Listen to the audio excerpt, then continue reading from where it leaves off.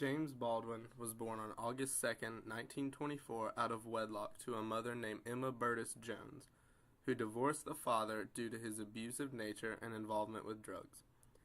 She later married a Harlem preacher named David Baldwin, who tended to single James, the oldest of 9 children, out and focus on with hatred.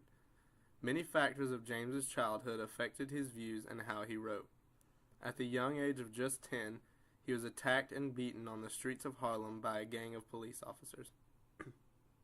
At 14, he became a Pentecostal preacher, just like his father. Both his religion and his relationship with his dad helped to shape how he viewed the world and affected how he wrote in his later life. At 17, Baldwin renounced his religion, and although he never called himself an atheist, he also never claimed any religion.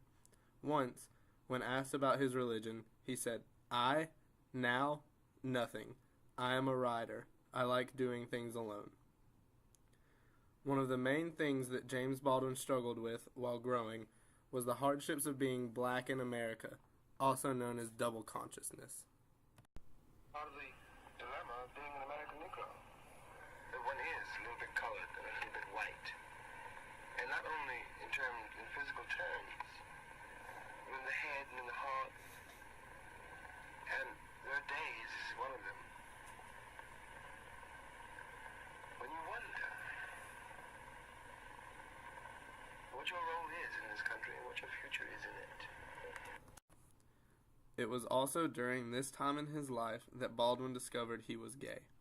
The social pressures he felt from his homosexuality and his race led him to flee America to Paris to not only relieve the stress, but discover himself as a writer.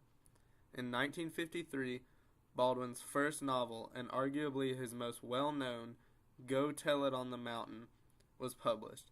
His second novel, Giovanni's Room, however, drew all of the attention around the time it was published in 1956. Giovanni's Room was lettered with homoerotic content, and although it was very controversial, Baldwin continued to resist the labels that were put on him by way of his writing. He continued to write about anything, whether it be heterosexual, homosexual, or bisexual characters, throughout his next 2 novels. If anything, he used these labels to his own benefit. When you were starting out as a writer, you were a black, impoverished, homosexual. You must have said to yourself, gee, how disadvantaged can I get? Well, no, I thought I hit the jackpot. Oh, great. It's so outrageous you cannot go any further, you know. So you had to find a way to use it. Many of his novels following these focused on the unrest in America during the 1960s. The Fire Next Time was a clear telling of Baldwin's discontent with the turbulence of the time, being riddled with his outrage.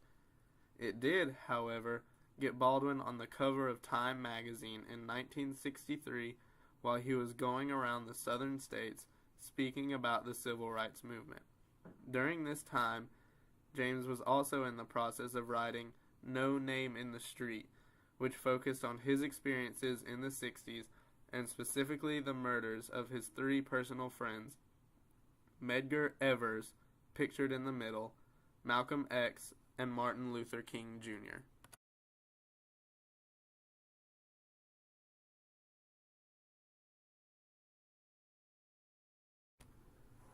In the northern streets, in any case, for which we have a great many, Malcolm was a kind of hero. And I disagreed with him, which is in this context irrelevant, but when he talked to the people in the streets, if one ignored his conclusions, he was the only person who was describing, making vivid, making a catalog of the actual situation of the American Negro. That is to say, when he talked about the situation in which we all find ourselves, the actual day-to-day situation of being a Negro father, son, or daughter, a Negro woman, nobody could contest it. It was all true. That was a very important function. And now he's gone. We don't know how. And it's a very sinister event. That's all I can say. I don't.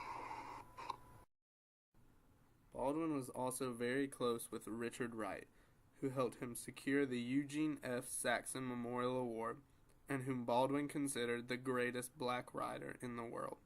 However, when Wright published the novel A Native Son, Baldwin replied to it with an essay called Everybody's Protest Novel, where he claimed that A Native Son had no credible characters and psychological complexity, much like that of Uncle Tom's Cabin, this of course in his own opinion.